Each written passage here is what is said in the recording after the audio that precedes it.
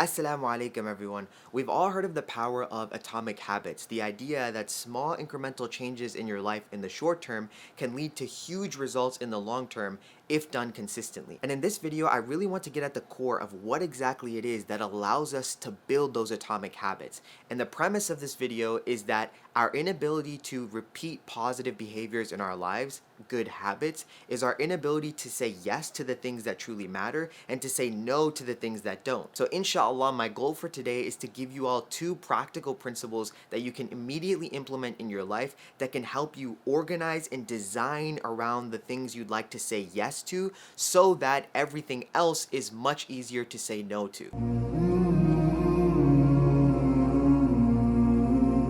For most creatures on earth, Allah subhanahu wa ta'ala created them in a way in which it's just stimuli from the external environment and then response.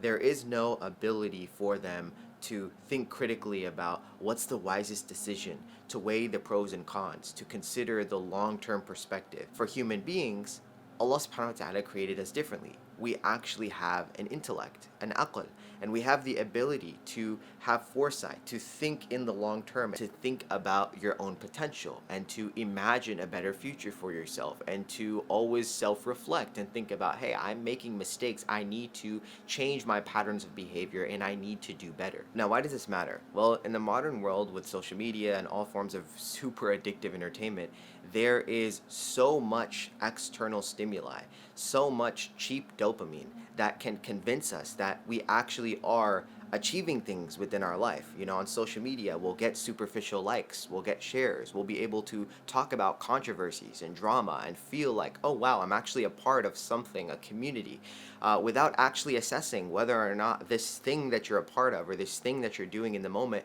is going to be serving you in the long term within your life. In the modern world, your attention is the most important asset that you can give to anyone. But the problem is that if you're not able to identify what is actually important to give your attention to and what is not, then you will end up giving all of your important attention away to the things that don't actually matter in your life, and then you will have no attention left to focus on the things that actually do matter. So I'd argue that the root cause of you not actually being able to continue your good habits and you falling easily to your bad habits is the fact that your attention is mismatched. And so the first step is you have to identify that problem in the first place, that I am putting attention to areas that are not actually priorities within my life. And how do we figure that out? How do we identify that? Well, we have to first get away from the cycle of mindless distraction, which is numbing our ability to think critically about our life. And we have to get out in nature. Like right now, I'm going for a beautiful walk in nature around my neighborhood, and it's just me here with my thoughts, you know? And I think it would serve you best to try to, every week, maybe pick a certain day. For me, that day tends to be Sunday because I'm more free on Sundays, where I artificially just seclude myself from my environment and I go on a very, very long walk. Excuse the noise, but I go on a very, very long walk around my neighborhood to just try to gather where I am, where I'm headed, what's going on. Are there any patterns of behavior that I keep repeating that are holding me back? Are there any changes that I need to make in my life? And what's really interesting is that you can read all of the self-development books that you want to read, but it's only when you're alone with your own thoughts that the information that you're hearing externally ends up being actually internalized by yourself, and you're able to act upon that information. And this is kind of what I call like the self-improvement paradox, that we can consume all the information that we want when it comes to self-development, but you have to first engage with the self and know yourself and understand yourself before you can start to try to implement a lot of the ideas that you're hearing. And once you're able to fix what is happening in here, then you can perceive the world in a new way, and through that new perception, then you can actually create real behavior change. So let's say you've listened to principle number 1. Now you're feeling motivated. Sunday is coming to a close and you've decided that this week is going to be different. You're going to include all sorts of positive habits in your routine, and you're going to become the best version of yourself. Now, Monday rolls around, you have your normal 9 to 5 job, it's after work now, it's time for you to start getting to those good habits, but then you come into a problem. There are multiple potential good habits that you could do at this time. You could read, you could recite some Quran, you could spend some time with your family, you could go to the gym.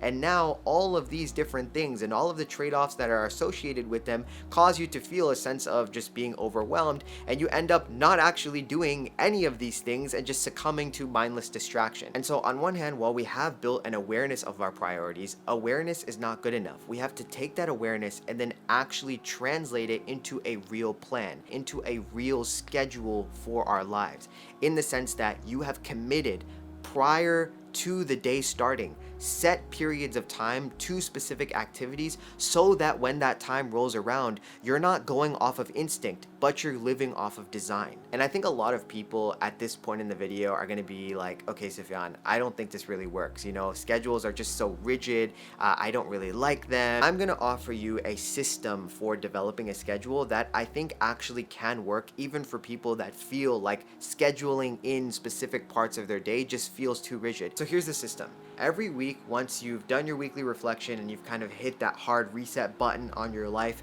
and now you're ready to design your life in a new way, you want to break your life into all the different categories you want to make progress in within the next week. And then you want to ask yourself the question, what is the one thing I need to accomplish within this category for me to consider this week a success? Whatever those things are, you want to schedule specific habits within your schedule that is going to allow you to reach that weekly result. And just to keep it simple, let's say you're working or you're in school, which majority of people are one of the two. Within your school day and within your work day, don't try to schedule much, right? Let that be free flowing. But before your school/work and after your school/work, you're gonna have free time. And that's the free time that you want to maximize. Those times you want to schedule specific things ahead of time. And as you stick with this from week to week, you're gonna find over time that you're naturally gonna start to find a place for a lot of the habits that you want to build within your life. So you're gonna realize, hey, after this time, after Asr on Monday, Tuesday, and Wednesday, I always have 15 or 20 minutes where I'm just scrolling on my phone. That time could be replaced with reciting the Quran. Or you'll realize, hey, before I sleep, I have extra 20, 30 minutes. Maybe during that time, I could read this book that I've been trying to finish. Each day of our lives that we spend living by just our instincts instead of living by design, we're going to be wasting a lot of chunks of time that once we switch from a mindless to a more conscious way of living, we're going to be able to replace those unproductive activities with more productive ones. And ironically, having a general schedule and routine for your life actually allows you to have more creativity with your time and allow your day to feel more like fluid and free flowing, because you know the things that you need to show up for and you know what free time you actually have, so you can consciously allot that free time to whatever it is that you want to spend your time on. When you don't have a schedule or structure within your routine, there's constantly things that you haven't accounted for that are pulling you in all these different directions. And if someone was to ask you, hey, do you want to hang out, or your family wants to spend time with you, you're immediately going to be like, no, I'm just too busy. When in reality, you might actually not be that busy. It's just that you don't have structure and organization within your life. And so you're not able to identify the moments and chunks of free time that you actually have and give that consciously to other people or to other things that you want to spend your time on. So in this way, having a schedule and having a routine actually helps you if you're someone who's looking for more of a fluid way of living your life. And I really do believe that if you're able to follow this system, you inshallah will start to be able to repeat a lot of the positive behaviors that you want to start incorporating within your life, and you'll start to notice that they become easier and easier, and they start to find a place within your life, and they start to just become a natural part of your lifestyle. And once you start going down this path of changing your life and having better habits for yourself, there's a moment where you can start to get too caught up in the results and you start wondering, okay, what exactly is my metric of success? How do I know if I'm succeeding? And as Muslims, we know that it's not really healthy for us to attach our sense of success to the outcome, because the outcome is up to Allah subhanahu wa ta'ala, right? We can't exactly control whether or not all of the factors that are a lot of times outside of our control are actually going to go into our favor. All we can control is the process, doing the hard work and showing up for it every single day. And so therefore, I think your metric of success should be that you should keep going at your positive habits until you can no longer imagine your life without them. And once you can no longer imagine your life without healthy eating, without reciting the Quran, without working out, without spending time with your family, then you should already consider yourself a success. Because for the Muslim, success is not about what you've achieved, but it's about who you are and what you do each day. Because that is the only thing that Allah will hold us accountable for, and Allah's validation is the only one that matters. Take care, guys. Till next time. Assalamu alaikum. May peace be upon you all.